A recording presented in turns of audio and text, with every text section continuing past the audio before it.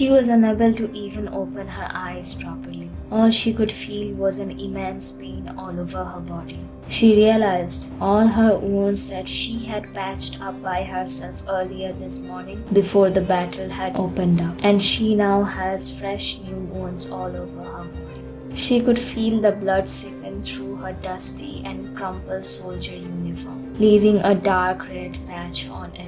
The blood dripped off her fingertips and were landing on the ground like an abandoned ink pen, cascading ink across the floor. Dear members of the fandom family, welcome to the madness of Fandomverse. Today's story is Warriors, written and narrated by yours truly Sudeshna Ghosh and edited by Ananya Hajra. Hope you all like it. Let's dive in. It was difficult to keep her eyes open as the dust from the battlefield disrupted her vision.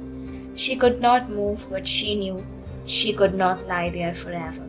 She had to leave the ground before getting caught or found, because then people will know, and she does not want that, because they will never accept, they will never understand.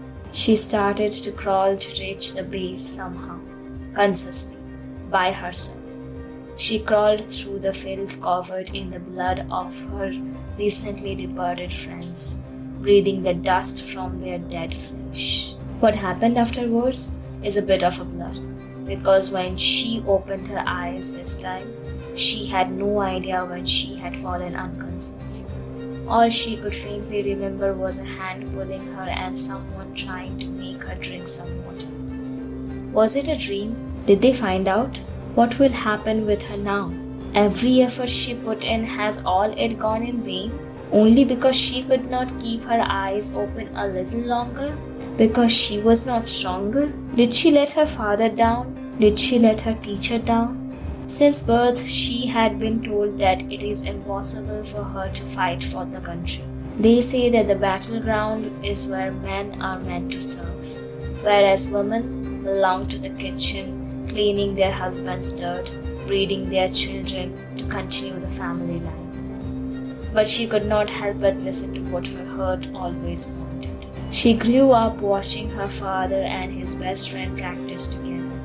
His best friend, who was also the master of many soldiers in their village, was one of the best warriors and used to teach soldiers how to use each and every weapon in the battleground to protect their mother nation, teaching young soldiers to face their own fear and do what their heart wants. She always wanted to learn from him, and she realized only her own father could convince him to teach her. She remembers the day she told her father what she wanted to do. She was scared. Her heart was beating so fast that she felt like she could die.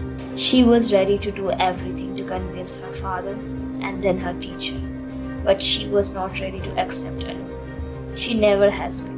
She is always the stubborn girl who never listens, who makes her own principles and fights to make her own place. Her father did not say no, but advised her to practice secretly. He had his best friend convinced to tutor his daughter privately in their house, and that's how she started breaking all the rules of the world, not accepting the road that was fixed for her, but fixing her own destiny as she wanted it to be. When the time was right and she was ready for the war, she cut her hair in short, wore a vest, and dressed like a man to fit into the man's world. And if they find out now that she is a woman in a man's costume, disregarding the rules made by the very men, what would they do to her?